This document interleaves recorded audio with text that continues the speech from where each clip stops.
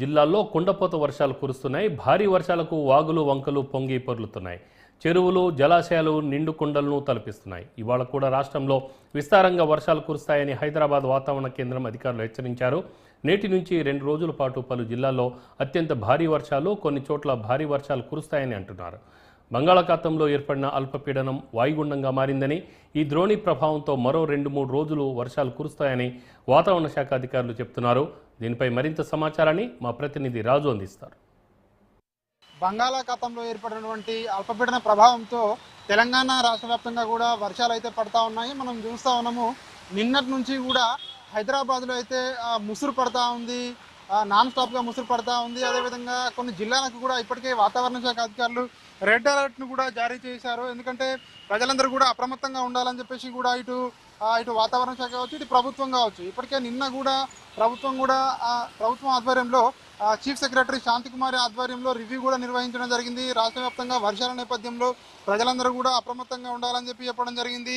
ముఖ్యంగా ఆదిలాబాద్, ఆసిఫాబాద్, నిర్మల్, మంచిర్యాల, పెద్దపల్లి ఈ జిల్లాలకు వాతావరణ శాఖ రెడ్ అలర్ట్ ఇప్పటికే జారీ చేయడం జరిగింది.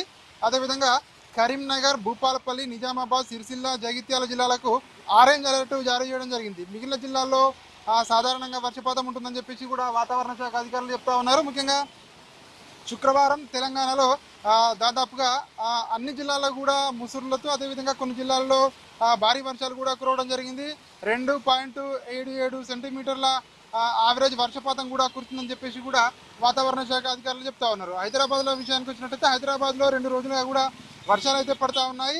రాత్రి నుంచి హైదరాబాద్లో ముసురు పడుతూనే ఉంది. దీని ప్రభావంతో హైదరాబాద్లో ఉష్ణోగ్రతలు భారీగా పడిపోవడం జరిగింది. కనిష్ట ఉష్ణోగ్రతలు 23 డిగ్రీలకు పడిపోవడం జరిగింది. అదేవిధంగా ఎగువ ప్రాంతాల్లో కురుస్తున్న వర్షాలకు కృష్ణా, గోదావరి నదుల్లో ఇప్పటికే భారీగా వరద నీరు వచ్చి చేరుతూ ఉంది. దీంతో ప్రాజెక్టులకు జలకళ సంతరించుకుంది. ముఖ్యంగా మనం చూసుకున్నట్టయితే ఇటు గోదావరి నది కావచ్చు, ఇటు కృష్ణా నది కావచ్చు, ఈ ప్రాజెక్టులకు వరద నీరు ఇప్పటికే ఎక్కువ అవుతా ఉంది. ఈ నేపథ్యంలోనే ఇంకా 2-3 రోజులు వర్షాలు ఉన్నాయని చెప్పేసి ఇప్పటికే వాతావరణ శాఖ అధికారులు చెప్తా ఉన్నారు.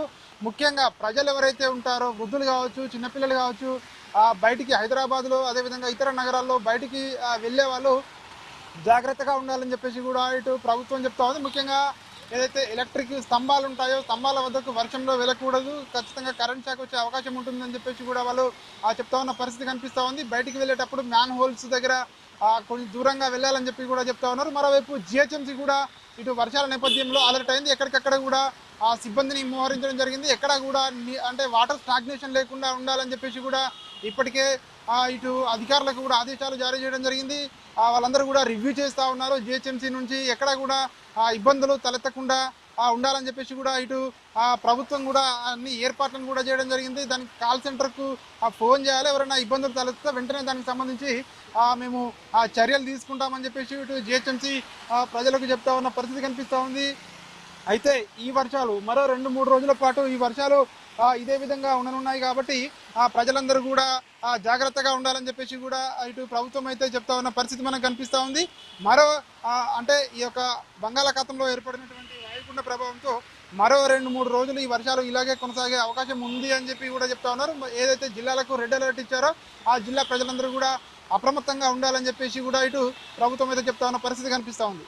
కెమెరా పర్సన్ బంటితో రాజు, న్యూస్ 360 హైదరాబాద్.